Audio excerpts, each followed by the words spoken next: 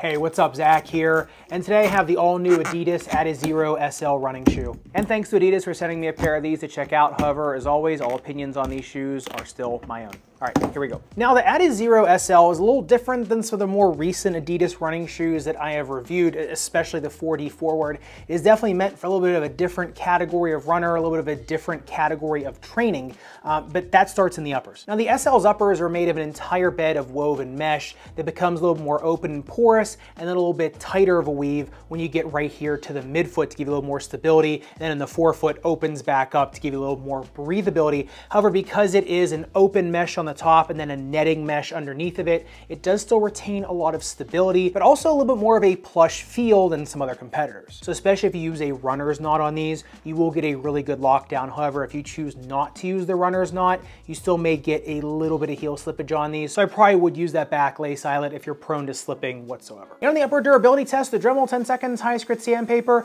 Dremel does rip through that toe drag guard. However, it does not get into the mesh. So I'd say still, if you're running through pretty tough brush on these, anything but a direct hit to a thorn repeatedly and over and over and over again, these still should do just fine. But getting into the midsole teardown, this is where the real eye opener is, at least for me on these. It is an entire bed of Lightstrike EVA foam, but then it also has an enormous puck of Lightstrike Pro in the forefoot. Now, Lightstrike EVA, of course, is EVA. However, with Lightstrike Pro, Adidas keeps that recipe pretty tight to the vest. However, in all of my online sleuthing, I have come to the pretty educated guess that it's made of a TPE, or a thermoplastic polyester elastomer, which is just a very elastic plastic-based foam or thermoplastic-based foam. Now, of course, I don't have 100% confirmation on that. However, just by comparing this to other foams I've cut open, as well as the performance of it, the feel of it, just kind of looking at it side by side, it definitely feels like it is kind of in that broader class of foams. But even more interesting than the Lightstrike combinations is the fact that this midsole has no shank on it.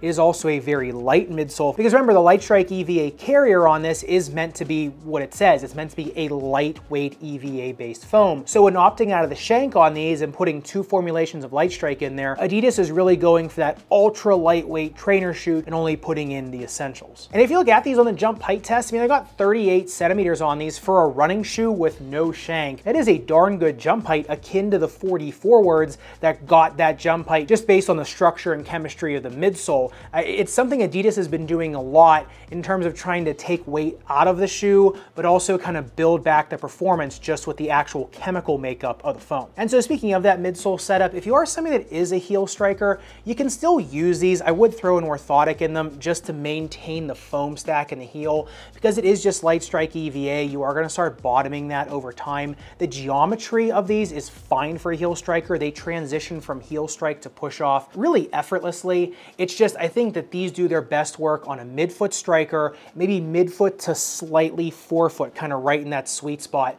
If you are a super forefoot striker, like all the way in the forefoot of the shoe, because these do cut in pretty aggressively, you're going to want to get a 1-to-1 fit, and you should be fine on a forefoot strike because of the bounce and pop that gives you, and just the forgiveness it gives you, as well as the durability of that portion of the midsole. You're going to find a really nice and consistent, but also durable strike on these, versus if you are true heel striking or all the way in the forefoot striking, unless you throw an orthotic in there, in which case should be just fine. But getting into the outsole tread of the SLs, this is what really blew me away. This has been the best outsole tread of any running shoe I have tested this year, but just far and away. Now, the number one reason for that is because it is made in just a delta pattern, which is pretty simple. However, because the outsole tread on these is such a hard durometer, coming in at a 19 on the magenta and green on the lateral side of the rear foot and then the entire forefoot, and then a 16.7 on the medial heel, these things are just the most durable outsoled rubber shoes I've seen in a while, and they really should be, because this is meant as a daily trainer.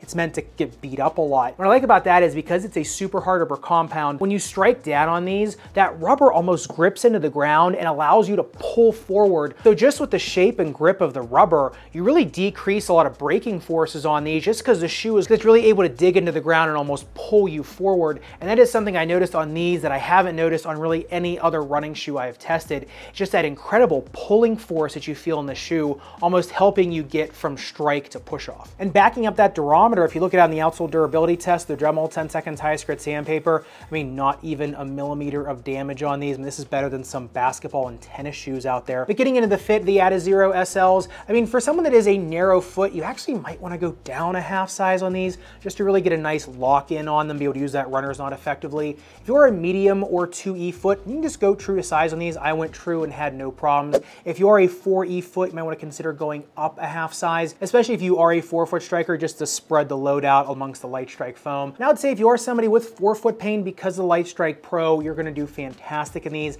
especially if you're a mid-foot to 4-foot striker. I think you're doing just fine. If you are somebody with heel pain, while these are new, they're going to be tremendous. They're going to give you a super plush feeling underfoot. It's just that over time, you might want to throw an orthotic in these just to maintain the stack here in the heel and just to maintain the foam in them. Because I think the SLs with a low profile orthotic in there really do give a lot more longevity than just the SLs on their own. And in terms of runability, if you're looking for something with a super stiff springboard type feel or a diving board feel, these aren't it. If you're looking for something with more like a pogo stick effect like the 4D forwards, this isn't it. These are much more of a plush ride, get out of your way type training shoe. They do have a ton of plush feeling bounce to them, which I love, especially with, like I said, a midfoot to 4-foot gait on these. I think if you're someone that has that really consistent grooved midfoot strike pattern, you're gonna find a ton of forgiveness, bounce, and just plush pop out of these. However, if you're someone that likes that really springboard type feel in a shoe, like in the Prime X Strong or the Vaporfly or the Alphafly Next Percents, and these are gonna feel a lot softer on your foot. But I think for a super low profile type shoe and a low profile trainer, something just for a really easy training run, these are just a tremendous pickup. But of course, I'd love to know your thoughts on the SL, especially in comparison to something like the Prime X Strong or the 4D Forward. Let me know in the comments down below. And if you want to see a deep dive and teardown to the older sibling to the Adizero SL, the Adidas 4D Forward, make sure you click into this video up above and subscribe down below. Respect your rubber and foam. I'll see you in the next one.